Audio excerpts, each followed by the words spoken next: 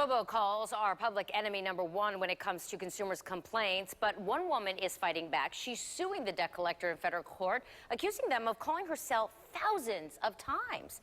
Taking Action reporter Jackie Calloway shows us how that woman and others like her are just looking to turn the headache into a payday. This is Sarah from Wells Fargo. They would call me at 8 o'clock in the morning up to 9 o'clock at night. Lea Bourgeois never suspected one late mortgage payment would trigger what she considers an avalanche of harassment. It came and I just blew me away. This is an attempt to collect a debt. Lea's attorney Billy Howard with Morgan & Morgan says it's a case of robo-bullying. This is the most egregious robo-bully case that I've ever worked on in 15 years of suing banks. Federal law prohibits robo-dialing your cell phone. Once you ask a bill collector to stop, they must do so. After that, every call amounts to a minimum of a $500 violation. Money you can sue for. I asked them to quit repeatedly. This is the letter Lea says she sent to Wells Fargo. This is Joanne from Wells Fargo. We found nearly 30 other federal lawsuits, all filed since 2014. Consumers from Florida to California accuse Wells Fargo of violating the Telephone Consumer Protection Act. In some cases, people say they asked the bank to stop. In others, plaintiffs claim they were current on payments or the bank was dialing the wrong person.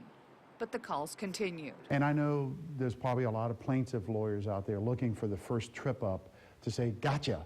And that's not right. Alex Sanchez, president of the Florida Bankers Association, says banks often have no choice but to call a cell phone when trying to collect a debt. We have to collect on these debts that are owed. So we have to contact people. And most people today, Jackie, as you know, use their cell number as their primary contact number. Emotionally, I was stressed out. This is volume 3. Lea's attorneys say they've logged more than 6,000 calls from Wells Fargo to their client over the last 4 years. Some days, such as in January, Lea says Wells Fargo rang her more than 20 times a day. It got to the point sometimes where I would have a hard time breathing. Wells Fargo responded to my questions via this email.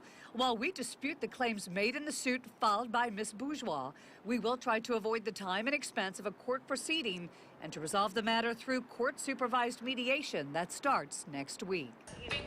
Lea says she'd like to see her case serve as a deterrent to all debt collectors. I'm hoping that Wells Fargo will hear this loud and clear. Jackie Calloway, taking action for you.